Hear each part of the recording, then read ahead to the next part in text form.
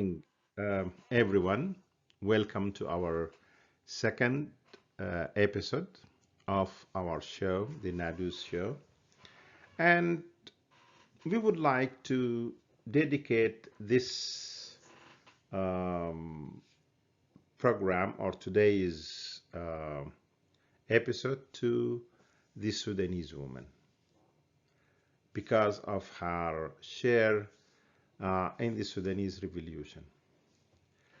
I'm not going to give detailed information about the woman, how she dressed, what type of work she's going to do, but I'm going to talk generally about her share in the protest. And also, I'm going to recall some historical information about that, just to give some hints about how this part of the society or portion of the society work with other portions. And for this reason, I just recalled the word Kandaka from the history of the Sudan. Kandaka actually means the queen of the old Nubian civilization, in reference to the Nubian queens of Sudan's ancient kingdom of Kush. The word Kandaka, or this iconic word, if I'm right, it is used as an all-encompassing name of the revolutionary woman and became the icon and a symbol of the women who returned for the massive protest in the Sudan. Massive protest started on December 2018. Women were visible leaders on the front line of protest through their music, through their poetry, through their chants, and through their speech. The most signaling share is that women was responsible for the start of any march by a special and private whistle that have been made by women. It cannot be made by men because this is a specialty for the women. And it's called Zagruda. Zagruda is just whistled when marches start, and this actually was the signal for the march to go on and proceed protesting. So women actually led the revolution, and they organized and coordinated times and location with their fellows. They also provided food, shelter, and all necessary needs and resources for the other processors, or for special occasions, or for a special area they are responsible for. They were also victims of physical brutality, tear gas, and also some women died for the sake of their country. News outlets estimated that upward of 70% of the protesters were women. However, after 3 years of protesting and revolution and a harsh share, death, taking all the responsibility needed, they haven't been much formal change, and women are still suffering and struggling. It is not only the government who did that, but also the social mentality, which is slow to change. And actually, Sudanese society is a very male-dominated society. Let us have a break.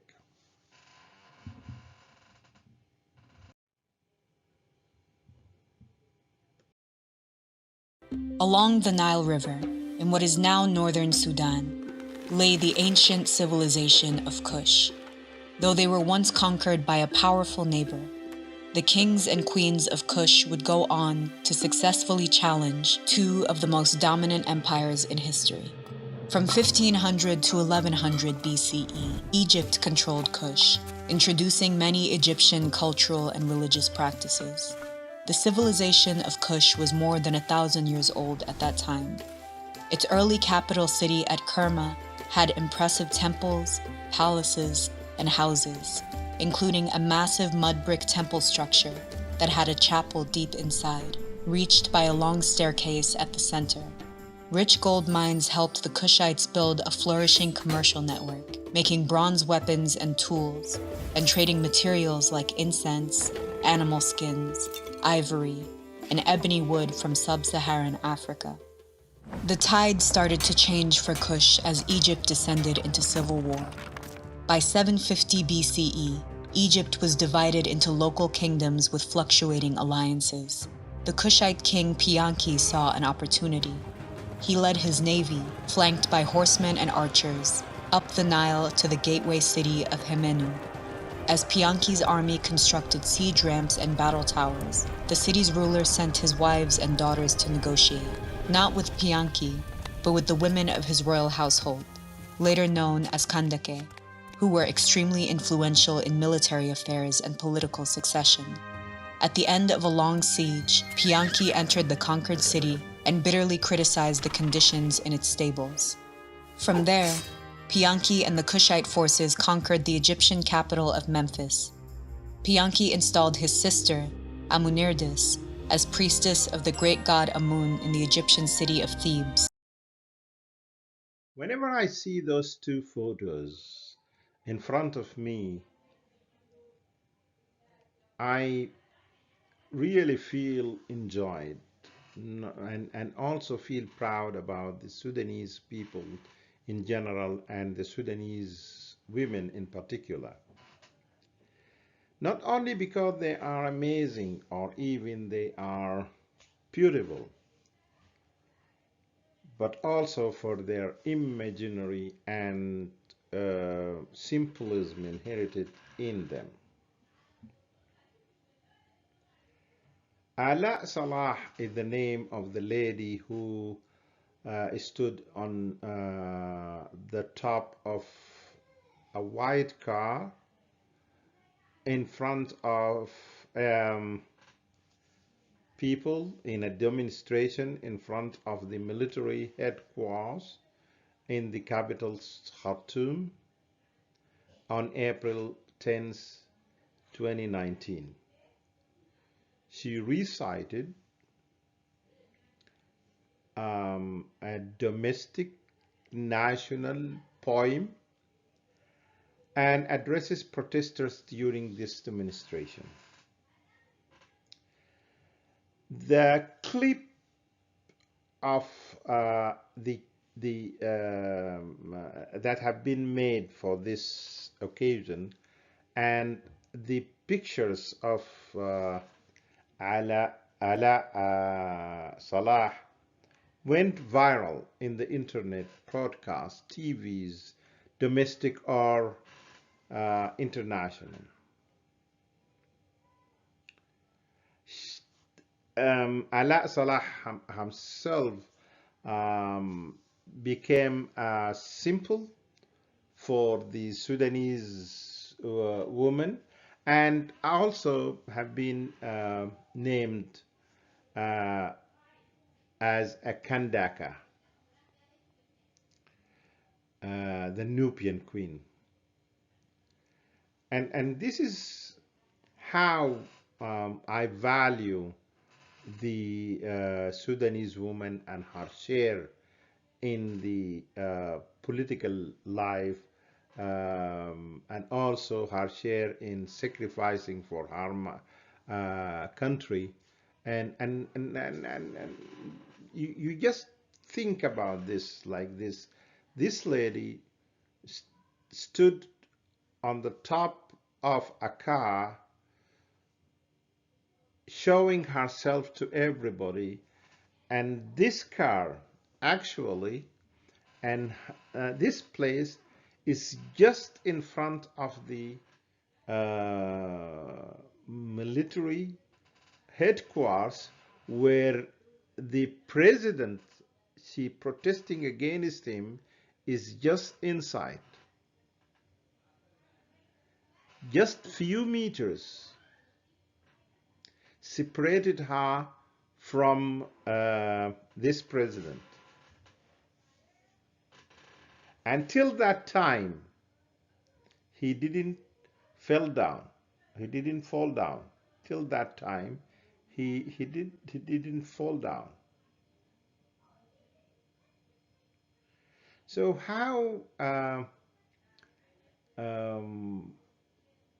they inspire that she gave, how much inspire that she gave to all of us during that time. I think she is around 23 to 24 years old woman,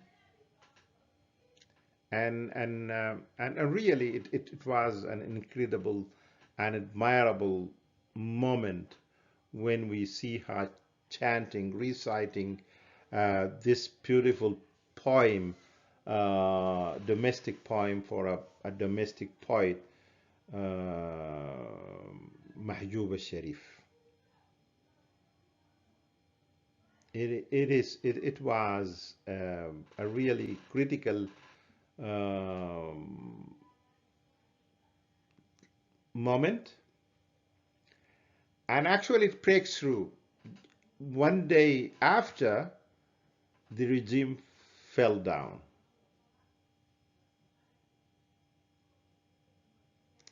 Let us take a break. I always stand proud of an excellent and marvelous Sudanese example of women, the Sudanese feminist and political activist, Ms. Fatma Ahmed Ibrahim, who has died age 88. I treasurely considered her as a gift of nature to Sudan. Fatma Ahmed Ibrahim political activism could not be separated from her feminism.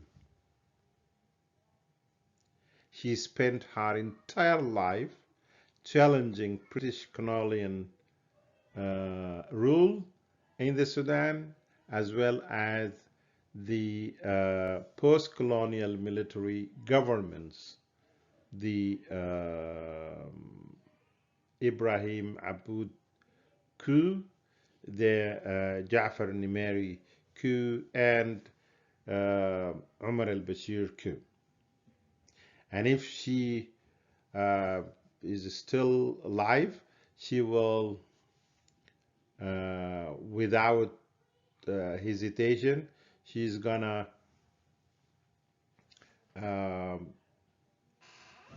resist the Burhan coup also.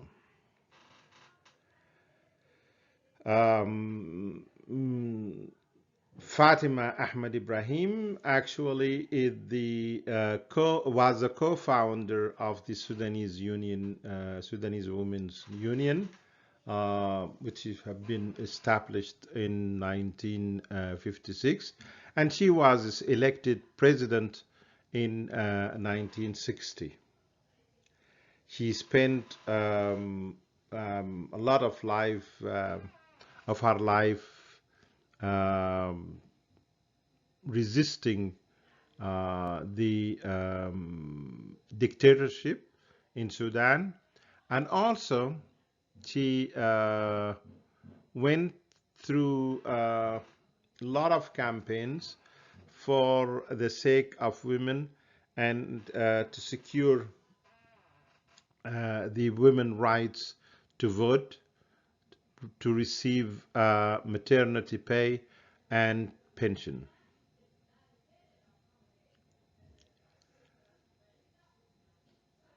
The good thing of this lady that she did not confuse Sudanese values with subjugation, nor did she see feminism as a foreign concept. And it is hard in a country like Sudan, who inherited a lot of traditions that the society cannot overlap, the society cannot accept new concepts, the society cannot even negotiate what is wrong, and there is an evidence of the wrong behavior done by a lot of people there, or even wrong concepts that have been taken as guarantee that there is nothing in, and you have to take it as it is, as if it is part of the Bible or part of the Quran or something like this. And it is really an important thing that Ms. Fatma Ahmed Ibrahim has a good line of demarcations between what is good in the society and what is bad, and what she has to say and to fight for when something emerges and need to be fulfilled. Fatma Ahmed Ibrahim, during her life, became the first woman voted into the parliament in Sudan in the 1960. Ja'far al-Numeri, the second military government in Sudan, executed her husband, and she spent most of her life during that period, 16 years, either in under house arrest or in jail. And she only allowed to be free from movement after Nimeri was overthrown in 1985. Fatma Ahmed Ibrahim actually, again, as I said before, she was a gift of nature. She gave a good example to all women and girls. She devoted for them for a long period of time, and actually she behaved as their mother, and another historical icon in our era. Let us take a break. I don't have much to say about this photo. This is the photo of Sitten Nafur, a 22 years old women who have been shut down by the military coup in Sudan last October.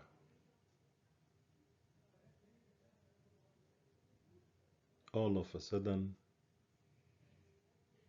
her sunset came down without any alarm. She was protesting against the coup, and she was one of the most important young women activists and opinion activists in the last 2 years.